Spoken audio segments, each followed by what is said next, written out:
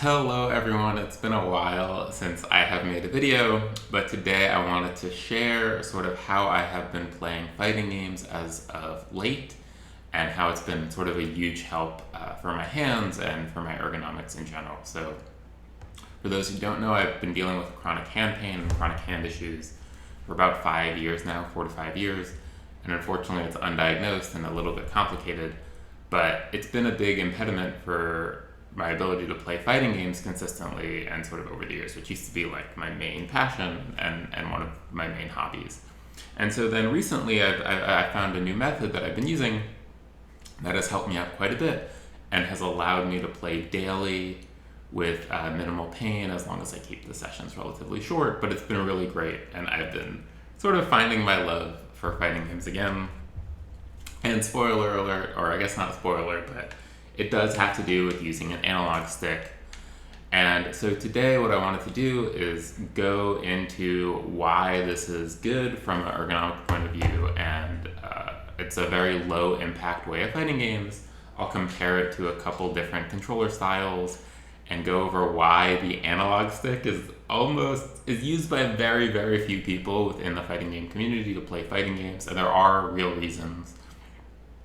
And then I'll go into two different games to talk about the strategies I've learned to use the analog stick to play these games. So the first will be Virtua Fighter 5 Revo, which I know isn't a very popular game, but what I've been playing lately, and please watch it if you're interested in sort of general tips for using the analog stick. And then I'll go into Street Fighter 6 to talk about some of the strategies I've learned for motion inputs and where using the analog stick can actually be pretty beneficial. So let's start by I'm going to do a lap cam, and I'll kind of go over a high level of why the analog stick isn't very commonly used, but why it might be beneficial from an ergonomics point of view, and then we'll get into the games. Okay, so welcome to the lap cam. Here we have a Xbox Series S, or the newest Xbox controller. This one is a custom one from Evil Controllers so that it's extra lightweight. It's part of their accessibility line. And I believe it has extra sensitive thumbsticks, so it requires little force to move the thumbsticks around, as well as extra sensitive and soft buttons. I think I got it on sale, for I think around $150. But anyway, I wanted to talk about why sort of the analog stick is not only not very commonly used within the fighting game community or used by many people who play fighting games somewhat seriously, or as a main game, but it's in fact even discouraged by a lot of people. And that is because it is inherently less precise than basically all other input methods for fighting games. So of course in fighting games, the precision of your inputs matters a lot. The difference between sort of back and down back or up back is huge, especially up inputs in most 2D fighting games will lead to a jump. And so the reason for this is because the difference between each of these essentially 8 different inputs is imperceptible to people. So the difference between forward and down forward, where that line is, essentially the threshold of where the input changes, is really imperceptible, especially when you're sort of not all the way at the end of the gate. Whereas on a D-pad, it's, you can easily press forward if you want to, and down forward is a very obvious different input. Whereas on an analog stick, there's always a chance, there's always a spectrum between forward and down forward that really is, because it's a continuous signal, is basically imperceptible. And we can also compare that to a sort of hitbox style controller, where the probability that you press down forward when you mean to press forward is basically 0. Forward is a dedicated button, the same as with a Mixbox or a WASD style controller. Forward is a dedicated button. And with an arcade stick, forward is also much easier to press. So this is a Japanese square style gate. But on an arcade stick, part of the reason why it's considered less effective than, say, a hitbox is One, because of the travel distance it takes to go from forward to back, for instance, but also especially when you have a looser tension spring. So there's a spring at the bottom of the arcade stick that returns it to its original resting position. If I wanted to do, let's say, an input like a quarter circle forward, then when I do it, the spring will release back, and there's a chance that it actually triggers a back input. Or similarly, if I go down and I lift up, there's a chance that the up input switch is actually hit just from the tension of the spring, and this is especially true on sort of lower tension springs, but I even had this happen to me on high tension sawmills. So an analog stick is an even more extreme version of that, where depending on the stick itself, there's a wide range where you might be getting sort of inputs that you didn't intend. But so why is this potentially good from an ergonomics point of view and from a low impact point of view? So the way I've been holding this analog stick is I have my thumb sort of on top of the analog stick, a little bit to the bottom, basically as you would hold an analog stick normally for different games. I raise my hand up so that I'm not putting pressure on my thumb pad and I'm not sort of squeezing the controller. I raise my thumb up, and then I take my index finger and I put it at the top. And this will be sort of very important when we talk about how to avoid unwanted inputs, especially in 2D games. So this is how I've been holding it, and it's very low impact from the sense of, even if you're very in the moment, right, in the game, if we look at a hitbox, if you're very excited, you might be mashing on these buttons, which is sort of a high impact on your fingers and could cause discomfort. Similarly with an arcade stick, especially depending on your grip, if you do a wine glass grip, you might be putting a lot of pressure on the webs or insides of your fingers. If you do a sort of Korean style Tekken grip, you're putting a lot of pressure on this muscle here and potentially just on your thumb, because you might be constantly bashing or constantly going forward. So the flexibility of basically being able to, no matter how hard you push this, there's not going to be very much impact on your fingers or any part of your hand, and your wrist is sort of loose and free. And what that means is, let's say you're pushing forward and you wanted to move with this part of your hand, you're pretty easily free to switch between different grips and different control styles, and there's no real pressure on either your wrist or on your fingers. So now let's go into the different games and sort of talk about how control works. Okay, so here we are in BF5 Revo. I'm currently controlling Go.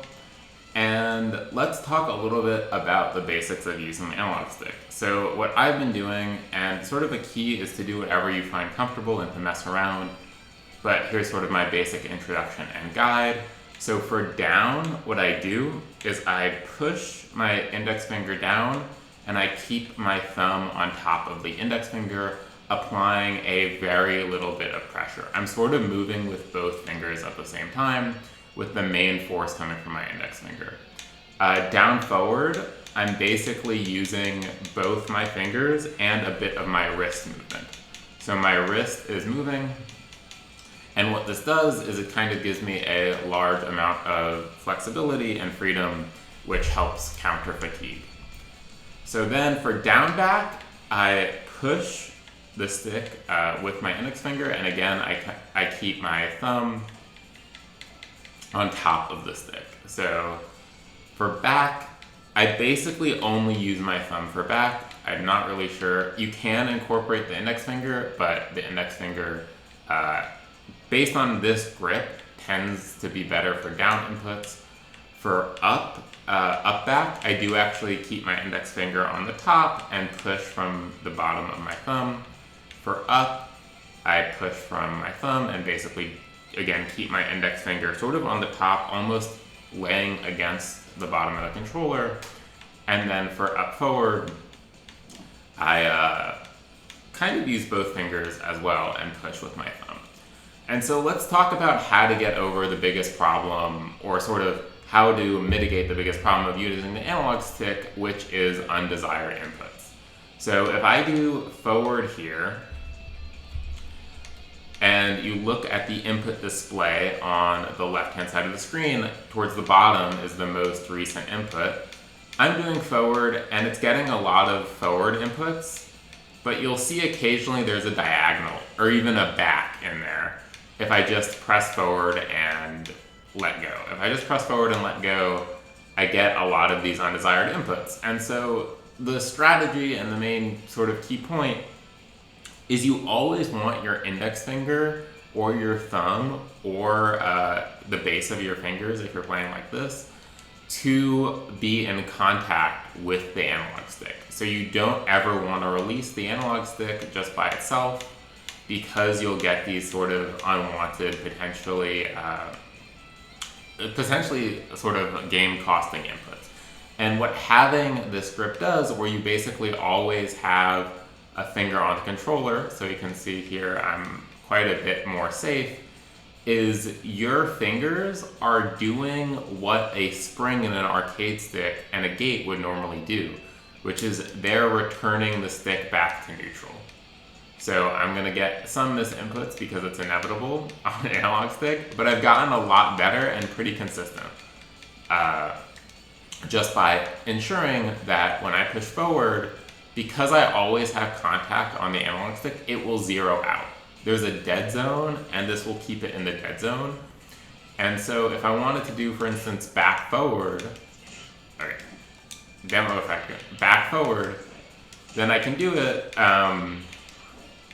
with both fingers. And as you can see, I'll still occasionally get some misinputs. I've only been playing for this for about a week, but the best strat is to keep both fingers on the stick, and you can get pretty consistent. And in fact, you can even go very fast. So there, I think, was like a 5-frame input. That was also 5-frame input. Can I get a 3-frame input maybe? That was a 5-frame input. That was a 3-frame input. And I think you could even get to just frames with this technique. Similarly, for quarter circle forwards or quarter circle backs, the analog stick is actually really great. So it's pretty natural to pull back with the index finger, push your thumb down, and move it to the side. Let's see. So that goes quarter circle forward. Quarter circle back, similarly, you push forward with the analog stick and then sort of scoop your index finger back. See, there we go. And basically, this method of playing, as long as you keep a finger on the analog stick at all time, and your right hand is free to press buttons, do whatever, you can bind these buttons, you can even use the triggers at the bottom of your controller. As long as you have a finger on the stick, you're gonna avoid these sort of misinputs pretty well. Again, it's not gonna be as well as a hitbox, but I think this is definitely good enough to play at a high level in a fighting game. And yeah, let's move on to Street Fighter 6. Okay, so now we are in Street Fighter 6, and let's talk a little bit about motion inputs. So Street Fighter 6 is not my main game, but I have a few tips and tricks that I picked up for this video, and they mainly revolve around motion inputs. So motion inputs on an analog stick are actually pretty intuitive. So for fireball inputs or quarter circle forwards, basically I push down with both fingers and just essentially slide to the right using the natural shape of the gate. And this is very consistent and very easy. The main trick is you want to make sure that you're actually hitting the forward input. And so that's sort of easy enough. If you want to do doubles for super, it's pretty easy. But it's a little bit more tricky with DP inputs. But sort of the main strat that I've been going to actually get DPs out very consistently. I don't know how the Street Fighter 6 input buffer is working. But you can see in the top left where my previous inputs are. And what I'm going to do is go through in slow motion how I do DPs on this stick. So the typical DP input, from my understanding, is forward, neutral, down, down, forward, which is also an electric input or a wave dash input in the Tekken. But this neutral is actually optional. So what you can do is you can go forward, push to down, and then back to forward. Let's see. And if you do it very quick, as long as there's a down forward registered, I think you just need a down forward, then you will get a DP. And if you go all the way to down, it's slightly more consistent. But if you want very frame tight DPs, let's see, you can do, as you can see on my last input, forward, down, forward, punch. But it is nice to go all the way to down because it is more consistent. So this is basically the main tip of don't try and go back to neutral. You can, but it's actually slower, I found, and a little bit less reliable because you might hit back or something. Jumps, like we talked about, pretty straightforward. Quarter circle backs. So if you want to do a tatsu, I basically just use my index finger to basically hook over the analog stick, and what's a combo? To hook over the analog stick and pull backwards. So the good thing about this is my thumb is basically free, and this can be input pretty quickly. The key thing you want to do is make sure you're holding back. So you hold back and you press the button, and in this case my thumb is kind of out of the way. The big thing you want to avoid when doing this is to go over and get up back, because then you'll get a jump. So you want to press the button before you get that jump. Now I wanted to talk about 360 characters such as Zangief, where a 360 input, you spin the stick all the way around and then press a button. So Zangief has this throw, which is high damage, and you get it by doing a 360 input. The way I do a 360 input, both on P1, and let's see, can I do P2? Haven't practiced this as much. Let's see. Is to go forward or whatever direction you're on, and then basically use your thumb to twirl the stick. This is, you can use your index finger some for stability, but for 360 inputs, I found sort of just rolling the thumb around is very quick, and I think this will be very familiar to people who have been playing on D-pad, where I think, I'm not a D-pad player, but you can just kind of roll your thumb. So pretty same. I'm not particularly good at doing 2 in a row for the super, but this is a very doable thing on an analog stick, and I actually think with practice, this can be faster than an arcade stick. Not necessarily faster than a hitbox, of course, but definitely pretty efficient. And so yeah, let's sort of conclude the video. So final thoughts, final takeaway. I'm pretty sure you've heard this before, but the most important thing when finding sort of an ergonomic solution that works for you is to avoid any stigma about what controller is good, what controller is bad, and find the most comfortable thing. I think the reason it took me essentially 4 years to find this method that allowed me to play for quite a bit without much pain is because I knew objectively that this is sort of not as precise as other input techniques. But despite that, really, with practice, I do believe using an analog stick like this can get you to a high level. There are a couple high-level players in Tekken I know of that use analog sticks. And if you can get down to 1 missed input per round, for example, you're probably not going to be winning Evo, or that could cost you a tournament like Evo, but you'll be able to climb to the highest rank as long as your skills are good enough. and you'll be able to master whatever sort of peripheral that you choose. If you want to experiment with using an analog stick combined with a D-pad to get simultaneous directions, go for it.